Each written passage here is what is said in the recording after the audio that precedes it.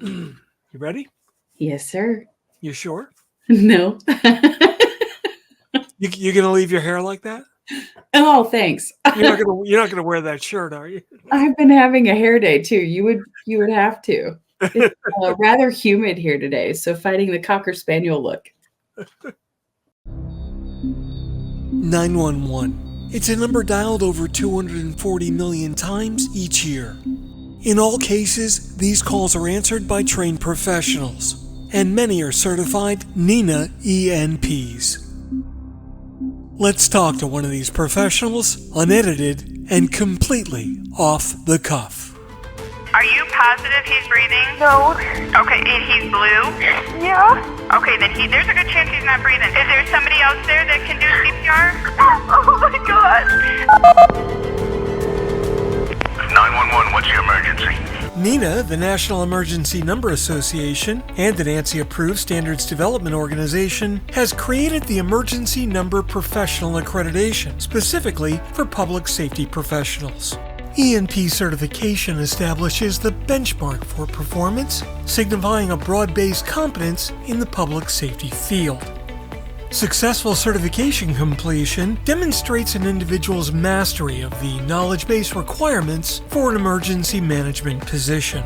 So join me as we talk to yet another new ENP, unedited and completely off the cuff. Hey, it's Fletch. Welcome to another episode of Off the Cuff, True Confessions of an ENP. Today, I'm sitting down with my long-lost sister, my cousin, I have no idea, but Jessica Fletcher out of Owasso Police Department in Owasso, Oklahoma. How are you, lost relative? And who are you? I'm doing well. And yeah, no relation. No, that's a married name on your... So why did you marry a Fletcher? You should know better than that. I should. They're a little crazy. They're totally crazy. So congratulations on your brand new ENP. How long have you been in dispatch? What's the story? So I fell into dispatching in the '08 recession. I was working for the city of Owasso in economic development, and during that recession, they needed to phase my job out. So they asked me if I wanted to try out dispatch, and I've been with them ever since. I just had my 14-year anniversary with dispatching. So. And you're a supervisor there, right? I am. I got promoted to a supervisor in 2015 or 2014. Fantastic. That's great. So how many folks do you have dispatching out there? We currently are slated for 12. Our minimum staffing is 2 on. And we're actually developing a 5-year plan right now to try to get more than that. Oh, doing a little economic development, I guess. Yeah. So when did you figure that you really loved dispatch? When did that bug hit you after you took the job? I think probably immediately. Really? Yeah, I just was I think I was in denial about how much I loved it, because I went on and got a master's degree in human relations, and I kind of joked with people because I said I was leaving and never left. I never left. You know what? It's funny because once the bug bites you and you're sunk in there, it's difficult to get out. Some people, will get out and, people move along. But you know what? I find that those people, dispatch wasn't really for them. Yeah. Yeah. Dispatch definitely takes a unique person. And I love what we're seeing today with the new generation coming into it, because their skill set is very different from the ones that we had. And they're still proven to be rock stars. Wow. What's your youngest dispatcher? I think he just turned 21. Oh my God. I have a comment, but I'm going to withhold it. But because I do know some great 21-year-olds, but that's scary. That's, you know what? But when I look at kids today, oh my God, I sound so old when I say that. But when I look at kids today, what they can do and how they live their lives, that's the way people live their lives today. And I think it's great when you bring those younger generations in. Do you find that they add to the ambience around your center? Oh yeah. they're all very unique in how their life experiences, the way they see the world. It's very different, and they almost bring a sense of positivity, some of them, because they haven't been exposed. They don't, 9/11 is a story they were told, Right. so they don't have the same experiences that some of us older dispatchers have. And, or I should say more experienced dispatchers have, but they just bring a unique perspective. And I enjoy hearing their point of view when I get a chance to sit down and talk with them about problem solving, the new technology.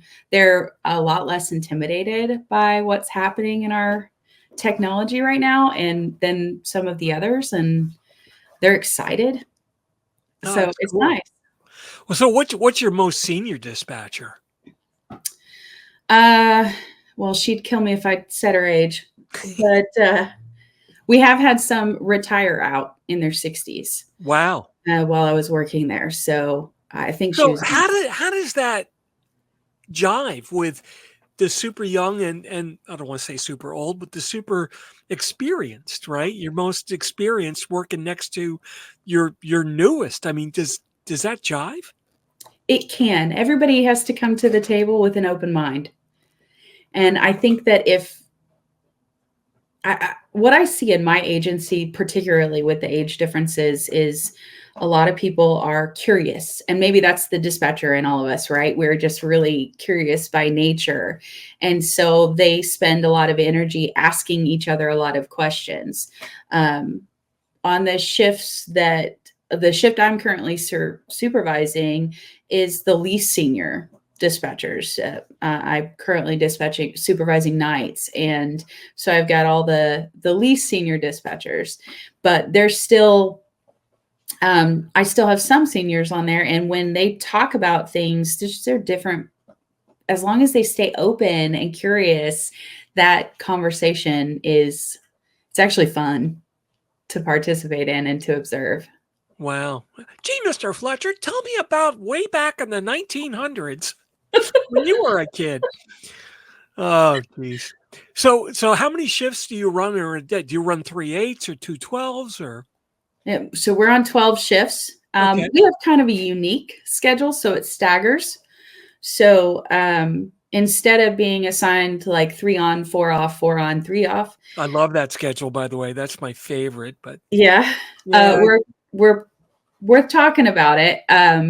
We have staggering shifts. So every dispatcher is assigned, or I should say selects their shift. We do a bid once a year. And so they select their shift and they say 3 on, and then their 4th day, they get paid to be on call for their shift. okay. So they don't have to come in unless they have mandatory trainings or we have an absence on the shift, or we're short staffed. Okay. So That's interesting. I've never heard about that. Hey, we're going to pay you to stay home. yeah, well, to be available, I'm going to pay you But be available. Oh, that's interesting. We used to always fight. I was part of the union we were in I think it was the Newark, New Jersey Firefighters Union or something. And they would always argue about the extra 8 hours overtime on the 4-day shift. You've got to pay them overtime for that 8 hours. Yeah. We're like, a kid, I'm just like, look, I'm making $12,000 a year. Just pay me. I need Right. gas money. You know what my starting salary was? $9,613 a year. Dang. Yeah, that was 1980, but I think about when I first started, it was substantially lower than what they're paying now. Yeah. Yeah. So how is the payout in Oklahoma? I mean, it's obviously livable. Yes. It's, I would say your average around here, I mean, we haven't done a wage study in a while, but the average, a lot of places in my region just actually did pay bumps. So you're seeing anywhere from 15 to 20, 25 even, for dispatchers an hour. a lot of our dispatchers do multiple disciplines or multiple agencies. So a lot of our agencies are either consolidated or they have multiple disciplines.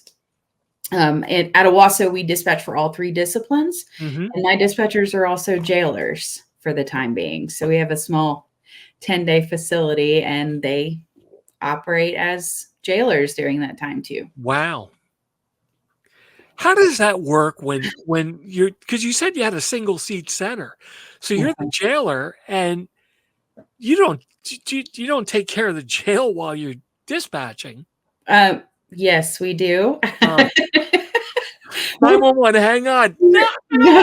No, more the reverse. 911 was always the priority, is always the priority. Yeah. We have started actually, we've been making some changes, and we started to implement a jailer program. So my hope is that in the future, we will actually be able to separate jail out from our 911 telecommunicators.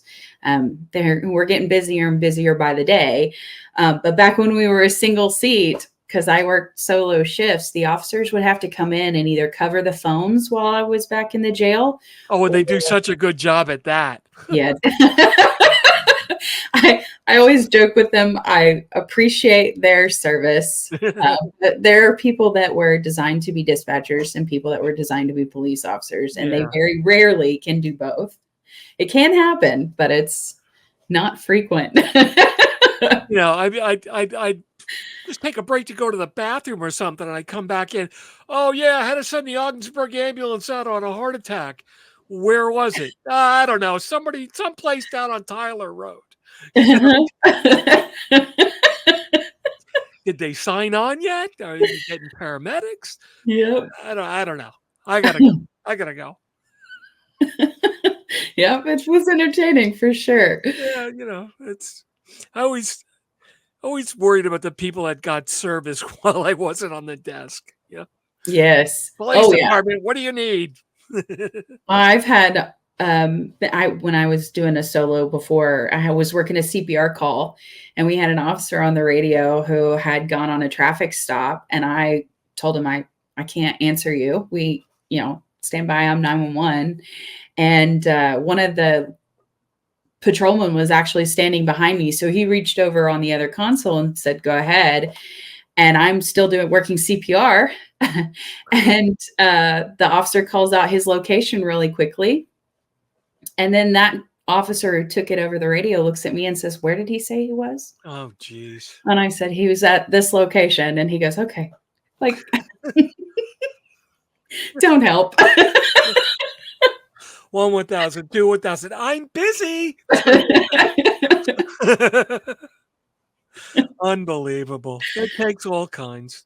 Yeah. But it ends up working at the end of the day, right? Absolutely. Absolutely. You got to be a mother. You got to be a father. You got to be a little bit of everything when you're running dispatch in a single seat. Yes. And then it's 10 minutes to 9 on the 4th of July. It's like, no, I don't know where the best spot in town to watch the fireworks are. And they start at dusk like every other year. Yes. See, that's where AI will come in. That will definitely come into play. Okay. I am so excited. For the last 7 years. I am your phone. I am so excited about AI. Especially about for agencies my size, right? Because our city, I don't remember the exact square mileage, but it's enough. We actually cover 2 highways, and we straddle 2 counties. So wow. At any given time, a city straddling 2 counties. That's not typical. The counties overlap. So when I say that, they meet up in the middle of our city limits. Okay. So our city straddles the 2 counties, 2 county lines. And, but because of that, because we have the highway and we do all 3 disciplines and we're 911 PSAP, you'll have a fire start on the highway in the middle of the day. And so everyone who's traveling along one of those highways will call it in. Yep. And there's 2 people sitting in the chair trying to take it all. Yep. And so I am very excited about AI call processing and the potential there. That's probably the best use case. It's like, I see you're calling where I'm working an accident.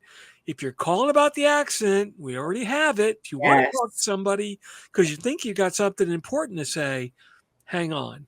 Yes. Yes. I'm so excited. That is going to be a game changer for agencies my size.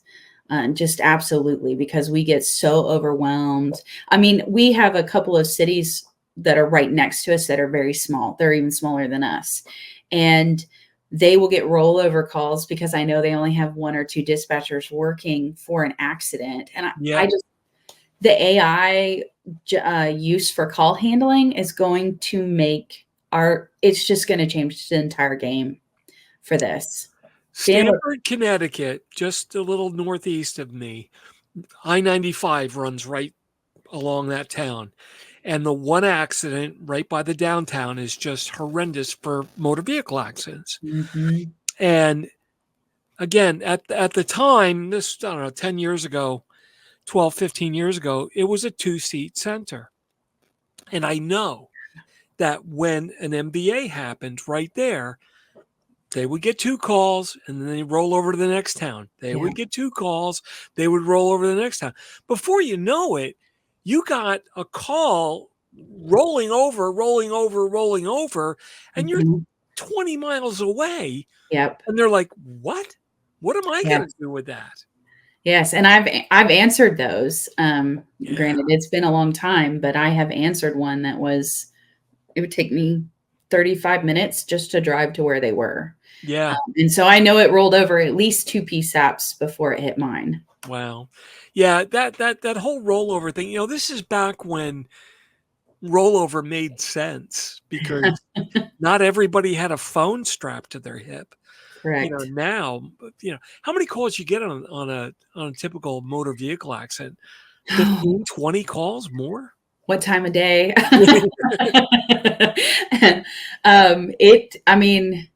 So one thing that's unique about Owasso is we are a major shopping hub for this area. Okay. And even though we are not the only place that people travel anymore, in fact, one of the neighboring cities just got an outlet mall. So I can only imagine, but they have to drive through our area to get there if they're coming from the north. So we're still a major shopping location for a lot of people because of the highway access. When I was doing economic development, we were servicing over 4 million people during the shopping seasons. Oh my goodness. That's how many people, we would do traffic studies to study how many people were coming in to shop for Black Friday or various different holidays. And they estimated over 4 million unique individuals from outside of the city, and including our own citizens, were out around driving. Wow. So yeah, you have any given time of day, we are contributing to surrounding counties, even other states. We're about an hour from Kansas. So at any given time, I can have people coming down from various areas of Kansas to go shopping in our area. So yeah, when we get an accident, if it's during one of our high traffic times, I can see in the upwards of 20, 25, maybe even 30 calls come in. Wow. And that's if you have a dispatcher who can sit there and just triage while the other one processes. Wow, that's amazing. See, the town I live in now, I'm really proud of this town. About 6 years ago, we got our first traffic light. 6 years ago? Yes, ma'am. I believe traffic lights save lives. This one was just a big pain in the neck. It's like, what do you mean there's a traffic light in my town? I don't even like to stop for the stop signs. There's a city, a little town north of us that I remember when they got their first traffic light. It was a big deal. They studied it for 2 years. Yeah. So what made you go out and get your ENP? Well, the short version is I actually took a NINA class with Leslie and was doing a presentation in the class. And we got done, and she said, "You know what? You're really good at this. You should get your ENP and think about maybe even teaching for Nina at some point." Oh, And I was like, wow. "That sounds cool. What's an ENP?" And so math wise, I've been doing this job for 14 years, and it was only about maybe 6 or 7 years ago that I even heard the term. And so part of that has to. But now you have an altar built in your house with candles going, and Well, it's been a unique year. As far as learning, I'm learning how to celebrate the successes that I've had. And the ENP has helped me kind of do that because, it's not well known here and there aren't many people that understand. I would love to see us change that, especially after having done this. It is something that we should be proud of. And anyway, so about a year ago, people started asking me, "When are you going to do this? You've been talking about it. When are you going to do it?" And so I just, I was actually trying to study and get ready for it, and heard on one of Tracy's podcasts, you can't, if you keep waiting for the time, you're never going to do it. Yep, absolutely. No, Tracy's, it's, I always give Tracy a hard time, but I'm actually not going to give her a hard time this time, because that's one of the best pieces of advice that she hands out. It's never, ever, ever going to be the right time to Right. do it. So just get off your ass and do it. Yeah. And you'll thank yourself for that. How did you find the studying? Was it difficult? Was there a lot of stuff that you knew? Was there new stuff that you had to learn? Because you've been in the business a long time, right? I have. One of the things that I think can happen accidentally is that we can be given the permission to not learn something. So, for example, I didn't know hardly any of the technology stuff, right? And part of that was because I had a guy I could call. So when things broke, I called someone. Yeah. And I know how to fix almost anything in my network because there wasn't always a guy for me to call. But when phones went down, I didn't know. I didn't have to know because I had a guy I could call. Yep. And we had wonderful. And for phones and stuff, the guy is pretty much always there because it's a police department. Yes. And I had amazing like the copier vendors. being broken, Yes. I had amazing vendors when it came to 911 call processing and it just any of that, the radios. I had amazing vendors. So I didn't have, if something broke, I had someone I could call. I didn't need to know terminology. I didn't need to know. I just call them and say, "Hey, I can't hear anything."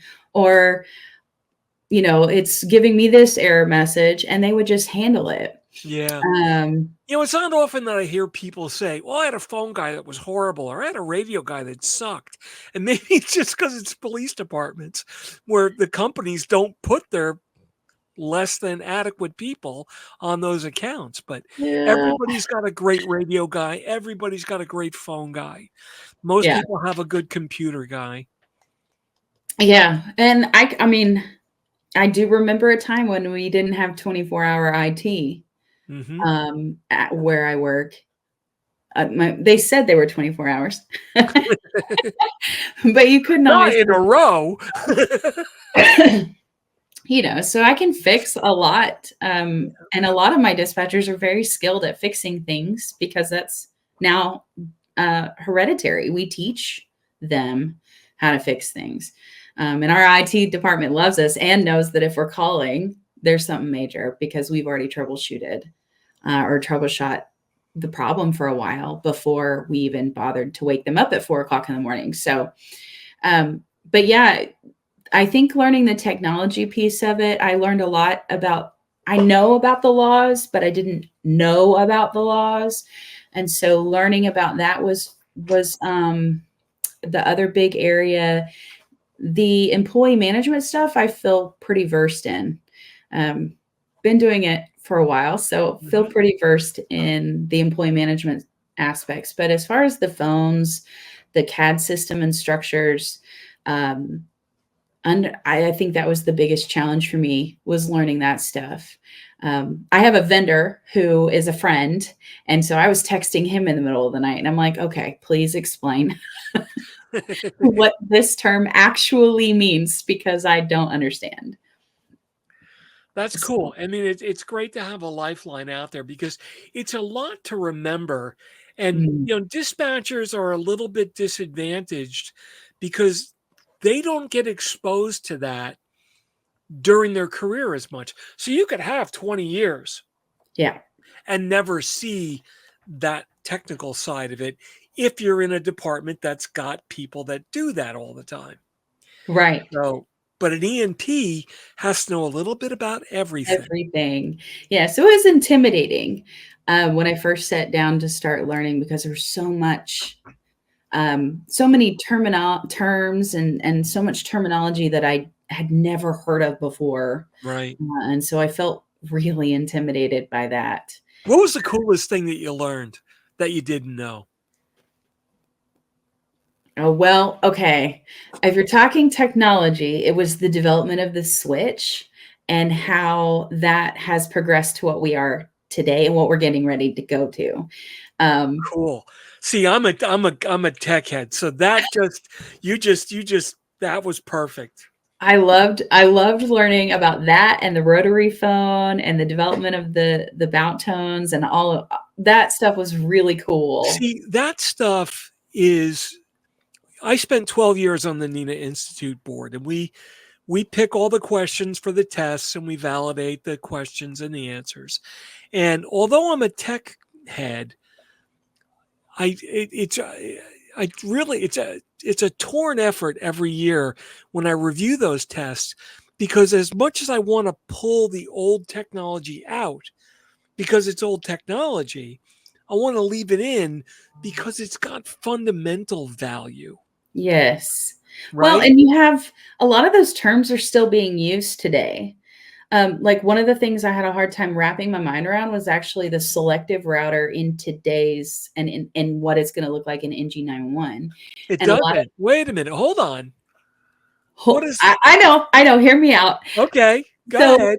When you have this moving piece, like we still have the routing that's going to be occurring, but we no longer need the selective router in NG911. Okay. Okay. You just redeemed yourself. Go ahead. But when you go from how you got there, that's the piece that I was like texting one of my friends in the middle of the night. I'm like, explain to me how we are going from having this development of routing and what is selective. So my current center, it would be classified as an E911. So how does it work right now? Mm-hmm. And him kind of explaining, we're kind of in limbo with how those pieces are working together because of the transitions into NG911. And, I think having some of that old legacy information helps you have a foundation for what those pieces are being called today. And a lot of that, people are still using that terminology as it moves and changes. Yeah. And like I said, the overall high level function, right? Call has to get from here to here. That's still there. Still there. and you can argue that the pieces that make that happen are all still there, but they're called different things and they work a little differently, but the core fundamentals are kind of still there. That's why I think there's a lot of value in the legacy stuff. But with 150 questions, right, it's hard to pack all of this into a test. Yeah. And as much as you want to get rid of the old stuff and move on, you got to leave it in there. I mean, all of a sudden, a couple of years ago, 988 showed up. Right. We had to make room for 988. Well, what do you take out? Right. Well, and I think that you're going to always have this question, Mark. Like you're just always going to have this question because I don't ever see a time where 911 simplifies. I think we're always going to be adding more and more technology, more and more intricacies to it. I do appreciate the fact that I don't have to walk in and teach my people what a selective router is, but rather to understand what terminology they're hearing when people are talking about it. Yeah. Um, And the answer to all that is those damn kids. yeah. Yes. And they pick up on it. They love the technology piece of it. Hey, Mr. Fletcher, tell me what it was like before the internet existed.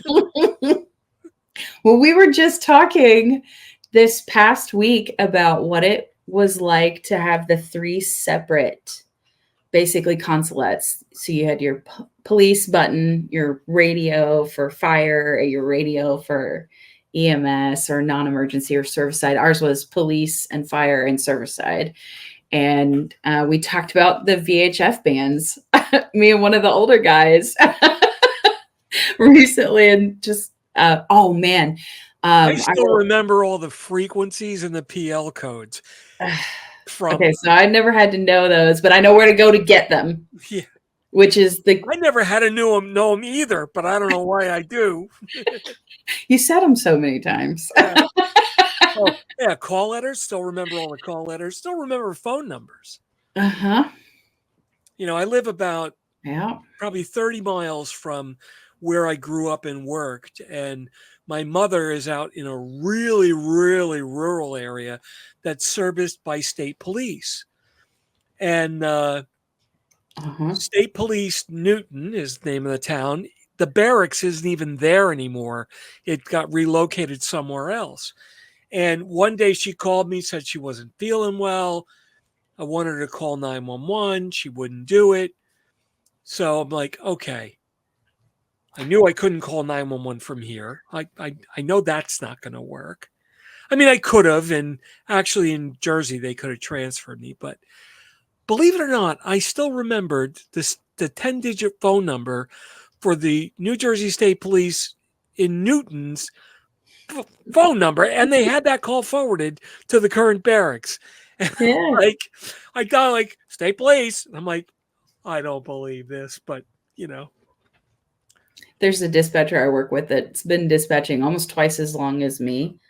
And I nicknamed her one year Rolla for Rolodex. Rolodex. Every time I needed a phone number, she'd just rattle it off. Any business. I was like, that's okay. I used to know phone numbers like crazy. I don't remember any phone numbers. My phone numbers now are, hey Siri, find me blah, blah, blah. Yep. That's, and that was the other thing that I learned about that I am also very excited to have as our forest guide. And I love that we're doing the EPRC right now. And are you? That's cool. Yeah. So you use EPRC a lot? And no. So I actually found out about it studying for the ENP. And so I went to my boss, and I love this question. How come? Because I walked in and I said, how come we don't? And she's like, I just found out about it too. So we're going to start working to get us headed in that direction. So we haven't rolled it out yet to our people, but we are getting ready to do that with some training. I'm going to develop some training for it. And Nina put out a great training webinar last month that I'm going to take a lot of data from that too and give it to them, because we're always looking for this. We're always looking. And they've got the new 2.0 version of EPRC. Yes. Yeah, that's the webinar I just watched with them. They were going over the 2.0, which the what 3 words and all of that stuff integrated together. It is an invaluable resource for us. What 3 words is so cool and so simplistic. It's like, look, what 3 words doesn't find you. It's just shorthand for latitude and longitude. Yes. But it's big, long 10-digit number doesn't need to be a big, long 10-digit number anymore. And it's so perfect at helping a 911 dispatcher. I actually just read an article, I don't remember where, maybe it was in Alabama, where they just put what 3 words on all of their trails in their national parks or in their state parks. And I was like, that's genius, because I've been out hiking and I've thought, what happens? I mean, we're down in the middle of a ravine, and how do I tell them where I'm at? Oh, yeah. Yeah. No, I have, my property is about 40,000 and 1/2 acres, but I don't have to mow the 40,000 because it's state park behind me. That's awesome. Yeah, it is. Oh, I love living where I am. This is beautiful up here. But there are hiking trails and all kinds of, and I'll hear the helicopters going, and sure enough, I'll turn on the Yes. news and somebody's lost, and Yep. they don't know where they are, and they'll get in there and it'll be 2-3 days before they find people sometimes. Yeah, and that's terrifying. And there have been some that they haven't found. I'm sure. There's actually a call. It's older, and it was issued. I'm a PST instructor, so it came out with the PST curriculum, I think 10 years ago. But it's a guy gets attacked by somebody on his private land and has to tell the dispatcher how to find him, and it's an excellent call because it has a lot of great creative problem solving, because they Wow. use things like horns, and I think he had his duck call on him or a whistle. Oh, no kidding. And so, they were using stuff like that to help the first responders get to him. Wow. Just neat stuff. So what was your biggest challenge with your EMP exam? What do you think what did you have the most difficult time with? I think it was probably the acronyms. There are so many of them. So No, many. really?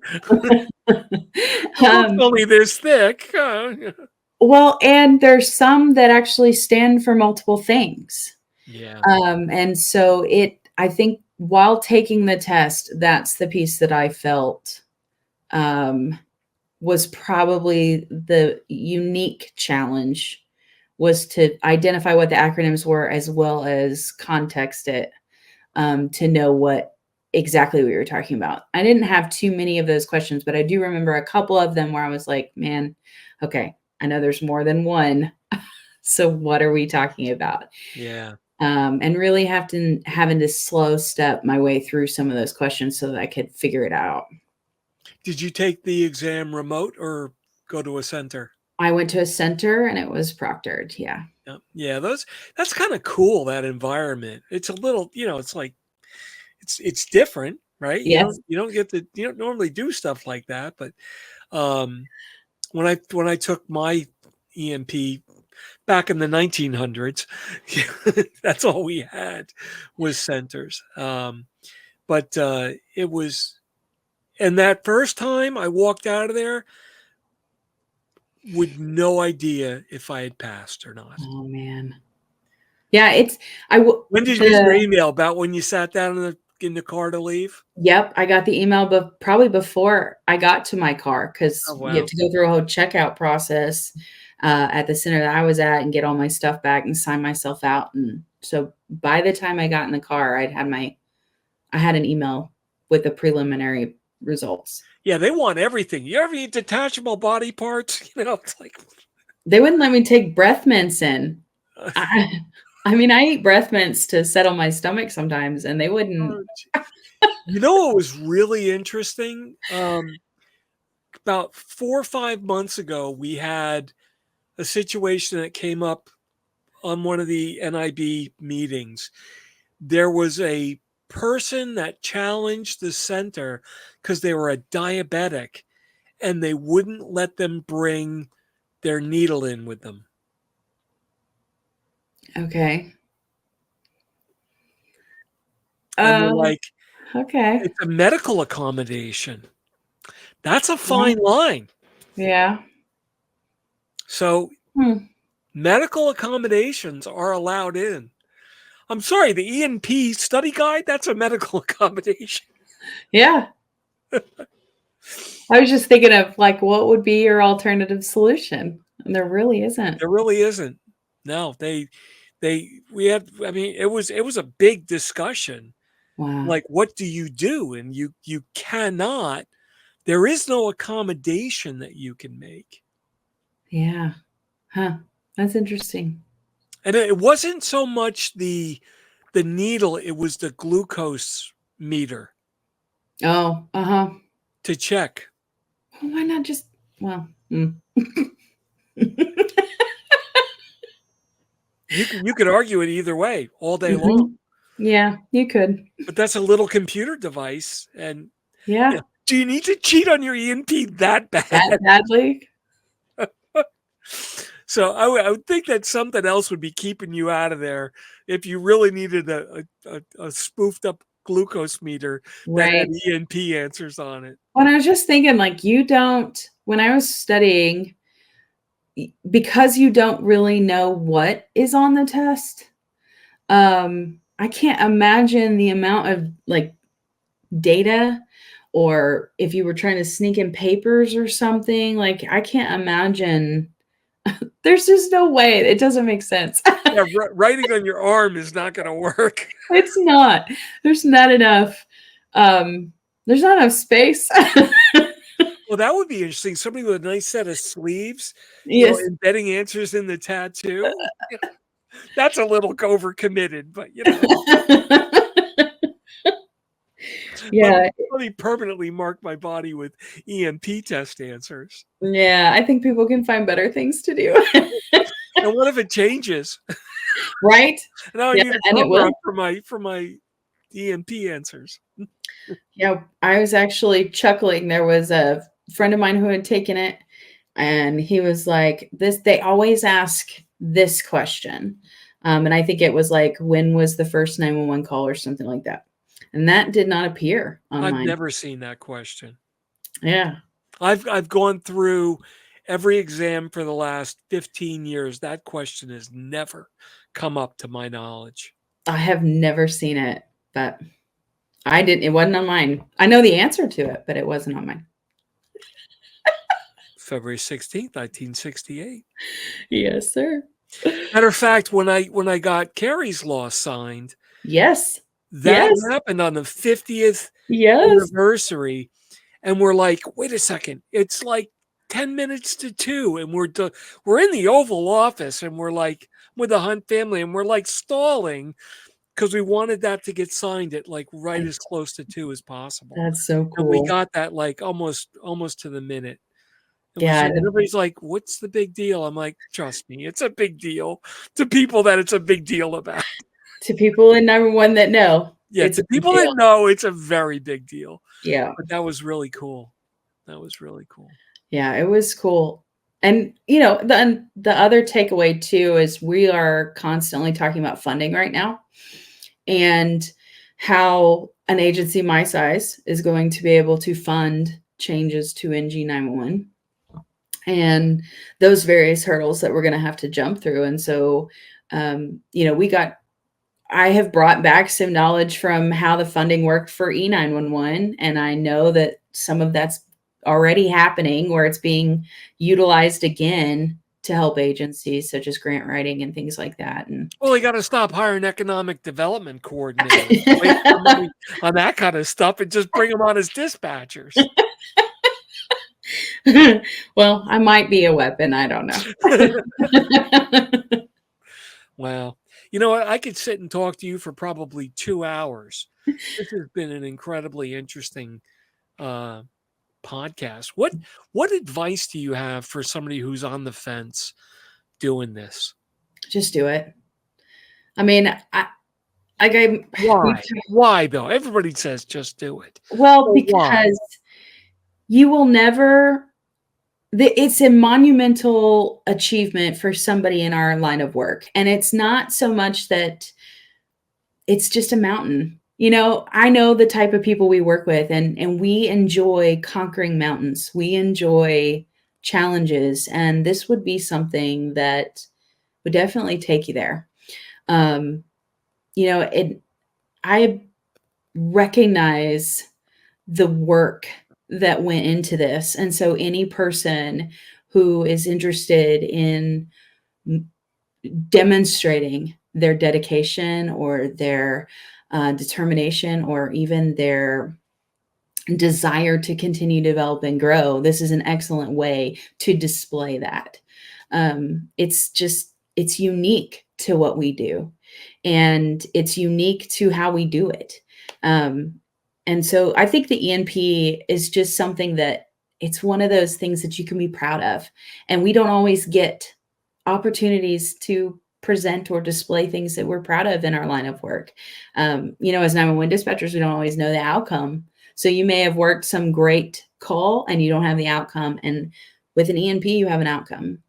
So, I guess that's the best way to say it, is it will give you some accomplishment, some feeling of accomplishment and achievement, as well as the ability to just kind of display. One of the things that in my future is just to keep helping others do this, to keep moving us in that direction on becoming more and more professional, to get our job classification changed, and to see those things come to fruition. And so I think the EMP is just one of those things that will help you in that direction. So if you're passionate about development, if you're passionate about owning your achievements or climbing mountains, or you just enjoy a challenge, I think the EMP is something that is meant for you.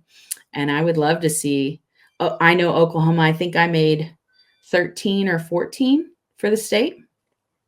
So I would love to see Oklahoma step up and take some more of those numbers. Yeah, no, that's great. That's fantastic. Wow, what a cool Fletcher you are. Besides me, you're the best one I've ever met. Now my daughter's going to kick my ass. Oh, well, flowers. Yeah.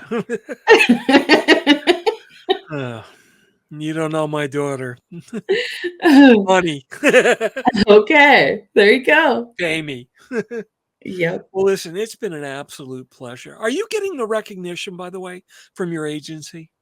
No, probably not. How do we change that? I think a lot of it is, I think we need to make, I didn't even know. So I think it's on our state and people like me to start talking about how important this is. We need to start sharing with people of just the value of this. And I think there's I was intimidated. And not just that, working for a smaller center, I wear so many hats that I don't always have time, to study for an ENP. So you have to decide you're going to do it and then have people supporting you to get it done. And just, I want to do that for other people. I want to support other people and I want to help people. So for the new EMPs that come on board in your agency, make sure they do a press release. Make sure they do a news story. Do something. I had one EMP a couple of weeks ago. She actually was going to have her PIO call me because the agency was making a big deal about it. Good. And they were featuring her and someone else that had taken the test together, and both of them had passed. Good. And they were doing a media story and the press release and the whole 9 yards. And they were even getting the local TV station down. That's cool. And I'm like, wow, how cool is that? We need to be doing more. And this has been a soapbox of mine with my agency for a long time. We need to be doing you more. Get is some cheesy podcast. I'm Fletcher. Like I said, learn how to celebrate your successes. And this is one of those things for me. I'm going to celebrate this. And I'm using things like this podcast to celebrate this. Even if I'm not recognized by anybody else, this is what I did was big. And I know that. You're such a Fletcher. I love you. But you're a Fletcher by marriage, though. But that's okay. By marriage. That's okay. You still picked up the traits. Well, thank you. What does the real Fletcher think about all this? He's just happy. What's he loves? He is a machinist. Okay, cool. He actually does machine programming now, and Fletchers are like methodical thinkers. He is definitely that. Trust me, I've known him my whole life. Yeah, and he is one of the greatest support systems in my life. I walk in and say, I'm going to get an ENP, and he goes, I don't know what it is, but I support you. And he's great. They're good people. Yeah. He's Trust great. me, I know. I've known one my whole life.